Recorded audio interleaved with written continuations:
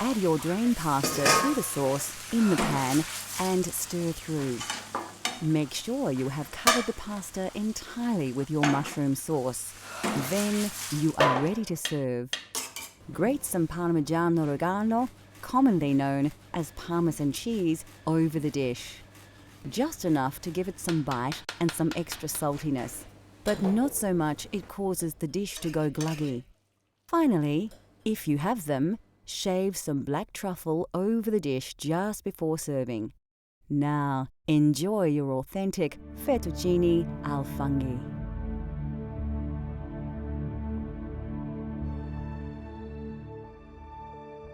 Italy is said to be one of the healthiest nations on the planet. And this is in large to do with a healthy diet, rich in vegetables and vegetable oils. Of course, the most important vegetable in Italian cooking is the tomato. There are many varieties of tomato that are used in soups, sauces, and pasta dishes. Brought to Italy in the 18th century, the tomato has become synonymous with Italian cuisine. The Italians love fresh vegetables and are famous for their salad dishes. Brought to Italy in medieval times, cucumbers are now part of Italian culinary culture. Root vegetables like carrots, radish, turnips, and beetroot all feature prominently in Italian cuisine, as do onions and leeks.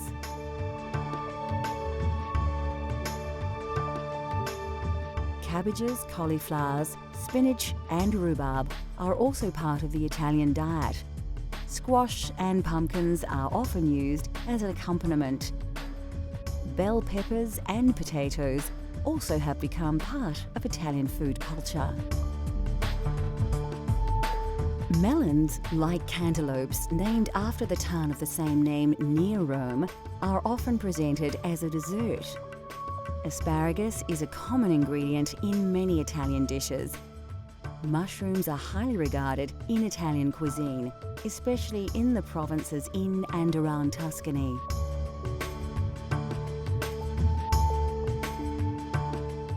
Of course, Italian cooking features all kinds of mushrooms, especially the porcini mushroom, but you can use local varieties in your own Italian-inspired dishes.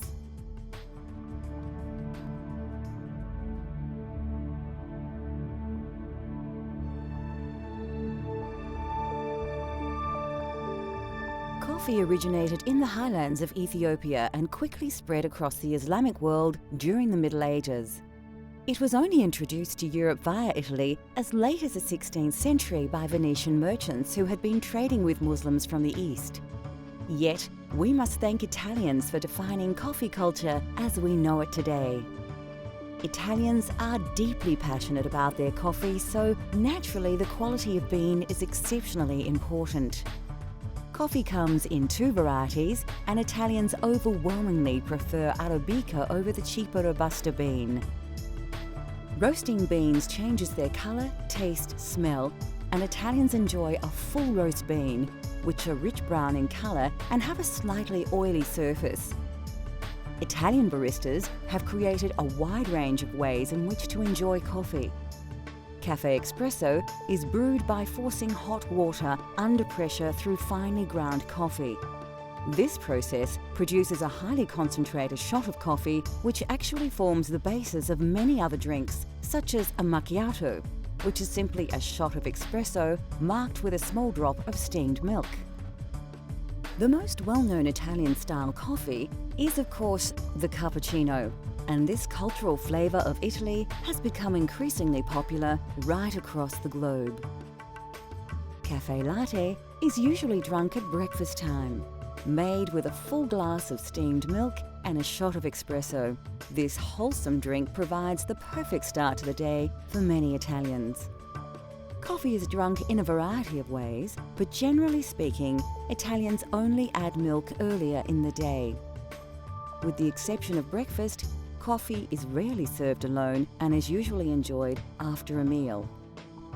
The drinks, the roasting styles, barista techniques and the popular social aspects of drinking coffee have all been heavily influenced by Italy's love of the coffee bean. Next on Cultural Flavours, Italy. We explore a famous Tuscan twice-baked biscuit and its accompaniment and discover how to serve this delicious Italian treat.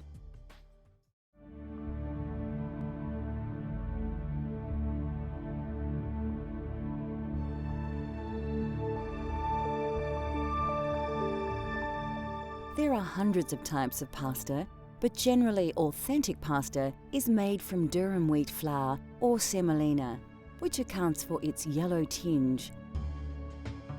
Durum wheat is believed to have been introduced to Sicily by the Arabs in the 7th century, and pasta has become the national dish of Italy. Of course, fresh is best. An authentic Italian pasta has texture and flavour characteristics that is difficult to replicate with dried alternatives. Having said that, there are a multitude of dried pasta options that keep well, so it has become a staple in many kitchens across the world.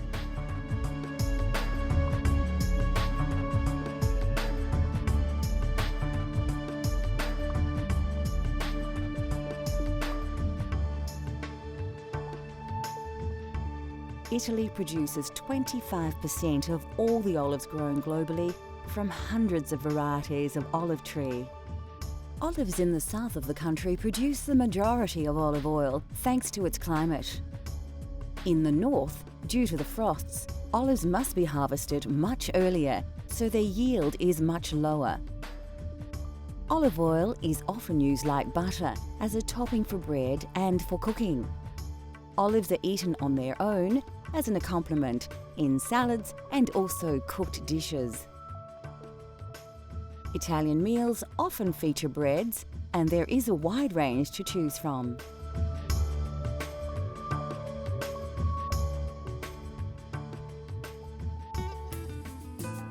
Italian food is rich with tradition, and there are few foods more traditional than biscotti. Tuscany, they love their biscotti. So they'll go to the local market and they'll get their flour and their sugar and the nuts, whatever nuts mum wants to use that might be in season, and they'll go home and there it will be in the beautiful kitchen, and they'll start mixing the flour, the eggs, the butter, the nuts, and then they'll roll and then they'll bake. And then with the biscotti, they need to slice them again, and then they'll need to rebake, so it's the double baked biscuit. That process, of course, brings the family together because it takes quite a long time for them to be able to do that. And then more especially, those biscotti are shared with their family and their friends. And because they are so hot and so crisp, they'll be able to share them for the rest of the week.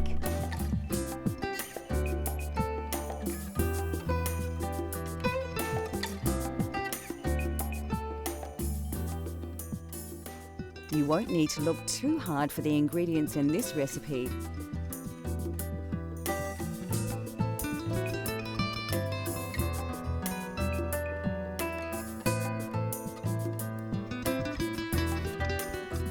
Place your butter in a bowl and add your caster sugar.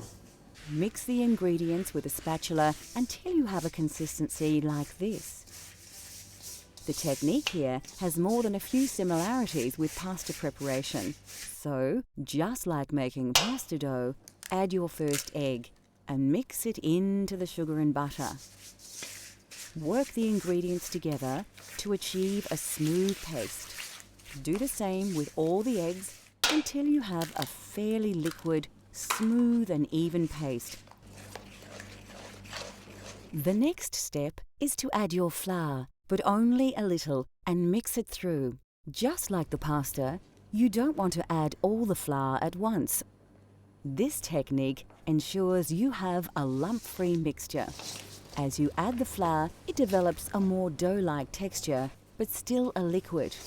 This is the time to add the other ingredients. Put your lemon zest and nuts in and give it a little stir. You'll soon realize that mixing with the spatula is no longer an option, and you will have to get your hands in. If your dough is still very sticky, add a little more flour until you can comfortably pick up the mixture without it falling and drooping from your hands. Take an oven tray and line with grease-proof paper. Place your biscotti dough, stretched out a little, on the tray, and now you are ready to place it in your 180 degrees Celsius preheated oven. Bake for about 25 minutes or till firm. Remove the biscotti from the oven and allow to cool. When your loaf has reduced in temperature and feels firmer to the touch, you can place it on a cutting board and begin to slice into biscuits. Keep the slices thin and even. Lightly dust your papered oven tray with caster sugar and place the cut biscuits on the tray. Proceed to dust these with a little more caster sugar. Place back in the oven at 160 degrees Celsius for about 10 minutes. Your biscotti is now ready to serve, and there is no better way to enjoy biscotti than the traditional way. Although delicious on its own, biscotti is traditionally served with Vinsanto, or holy wine. You dip the biscotti into the Vinsanto and eat the biscuit, then dip again. Biscotti and Vinsanto are cultural flavour of Italy that you can enjoy at home. In a world where food is more often just consumed rather than savoured, Italian cooking has shown the way with simple, elegant dishes, uncomplicated flavours, and lightly seasoned sensations. Join us next time as we take you on another gastronomic journey so you can experience the tastes of the globe at home.